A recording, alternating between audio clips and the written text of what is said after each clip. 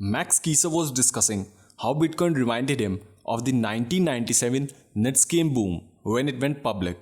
He said that we are sitting at a sweet spot. Back in the dot-com era of the 1990s, he started the Hollywood Exchange in 1996, and then in 1997, Netscape went public. That was the beginning of what we call it dot-com boom era when the Netscape went public. Mark Anderson introduced Netscape. He was the face behind it, and he introduced the world to something new. And then just few days ago, Mark Anderson announced the public offering of Coinbase. This is going to be the 1997 movement for Bitcoin. When in 1997 internet was introduced to the world, there were many reactions towards it. Some people were confused. Is it something real? But nowadays, it has become a necessity for life. It's everywhere. It's impossible to live a day without the internet. This current phase of Bitcoin is similar to that for internet in 1997. In the beginning, many people didn't believe in the Bitcoin. They thought that it's not real. But now, it has become the talk of the town. Almost everyone wants to have it. Now it has become absolutely ubiquitous. When it was introduced, it took a very long time for its price to reach the dollar mark. Then slowly over the years, it went to $50, then $500, and now its price is going up every day at a very great speed. Max predicted that in 2021, Bitcoin's price is going to $220,000 per coin, and in longer terms, it is going to be even higher because there is no top to Bitcoin and there is no bottom to the fiat money. No fiat money in the history has ever lasted. Every fiat money vanished after some time. Over the last 300 years, every fiat money has either gone to zero or lost 99% of its purchasing power. Voltaire once said that all fiat money returned to its intrinsic value of zero. No fiat money in the past 300 years has escaped going to zero. There has been hundreds of fiat money. The average lifespan of paper money is basically of 27 years. None of them has survived more than this. The British pound is still around, although it's no longer backed by silver or gold or anything like that. It is purely fiat, so we cannot really say that it's been around for 300 years. But even so, it has lost 99% of its purchasing power. The US dollar has lost 98 to 99% of its purchasing power.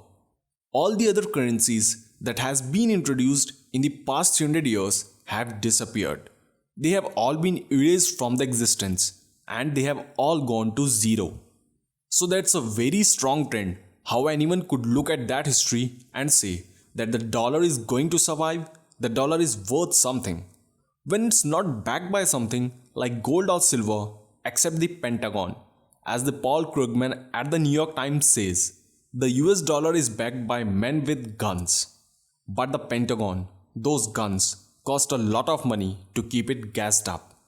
It costs a huge amount of money to keep the Pentagons gassed up every single day. The jets, the planes, the transportation, and all that petrochemical. It all costs $250 million a single day. And we have been centered into a secular bull market for commodities. Oil is going up. Prices of almost everything are going up. And the Fed's response to that is, we are going to print more money. They are printing tens of trillions of dollars. But there is no point in printing more money if it is not backed by anything like gold or silver. The inflation is at its peak and it's rising day by day. And in the coming months, we are going to see the prices of fuel and food are going to increase by 30 to 40% mark. Wages are now going to be flat. They are not going up. They are going to give more coupons. As money is losing its value every day, small bills like $1 to $2 are going to be worthless. Max Keiser argued that anything can be used as money. People can use anything as money. In the past, before the introduction of paper money, people used beads as money. They used stones for the same purpose. We have also used gold. They have all been used as money. As long as a large number of people use anything as money, basically it becomes money. Now we have got a global community of 100 million people who uses Bitcoin. So the first point is that they use it as money.